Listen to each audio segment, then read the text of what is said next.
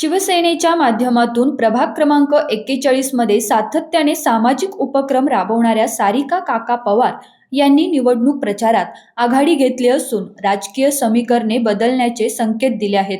एकनाथ शिंदे यांच्या नेतृत्वाखालील शिवसेनेत प्रवेश केल्यानंतर सारिका पवार आणि काका पवार यांनी सातव नगर येथील जनसंपर्क कार्यालयाच्या माध्यमातून परिसरात विविध सामाजिक व प्रशासकीय उपक्रम राबवले.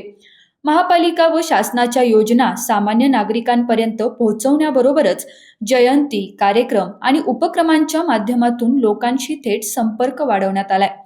या कामाची दखल घेत शहर प्रमुख प्रमोद नाना भानगिरे यांच्या नेतृत्वाखाली शिवसेनेने प्रभाग क्रमांक 41 मधून सारिका काका पवार यांना उमेदवारी दिली आहे. पक्षाने दिलेली संधी सार्थ ठरवण्याचा निर्धार करत सारिका पवार यांनी प्रभागात घरोघरी प्रचाराला वेग दिला आहे.